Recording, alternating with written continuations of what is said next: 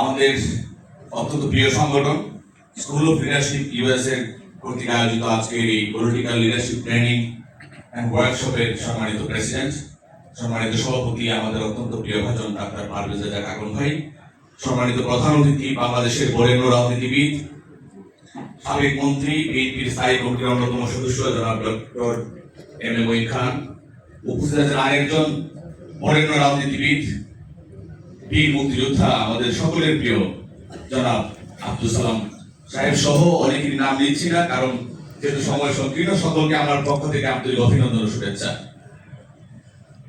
School of leadership দীর্ঘ পথ চলা যদিও, তারপরে অল্প দিনেই 22টি জেলা, প্রায় শতাধিক উপজেলার মধ্যে প্রতিনিয়ত রাজনৈতিক প্রশিক্ষণ দিয়ে এসে আজকে আমরা আরেকটি political leadership training and workshop করতে যাচ্ছি।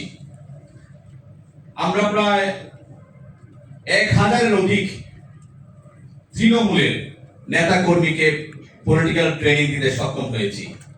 এটা মনে করি বাংলাদেশের রাজনীতিতে, বাংলাদেশের গণতন্ত্রের জন্য অনেক বড় বিষয়।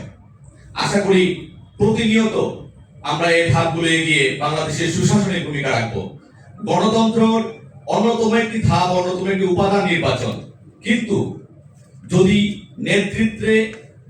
নেতৃত্ব শৈলীতে যদি সুনেতৃত্ব না থাকে, তাহলে গণতন্ত্র এবং সুশাসন ব্যাহত হবে বারবার। অতীতে তা হয়ে আসছে।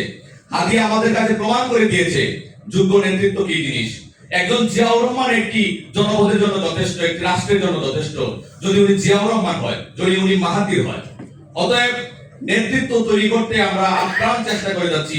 স্কুল অফ লিডারশিপের স্বপ্নদ্রষ্টা আমাদের অত্যন্ত প্রিয় ভাজন, শ্রদ্ধাভাজন জনাব ডক্টর গোলাম রাব্বানী আমাদের সকলকে নিয়ে এই প্ল্যাটফর্ম তৈরি করেছেন, যেন বাংলাদেশের সকলেই নৈতিক শিক্ষায় বলিয়ান হয়ে যেন আগামী দিনের জন্য একটি সুন্দর, একটি সুশাসনে ভরপুর বাংলাদেশ তৈরি করতে পারি।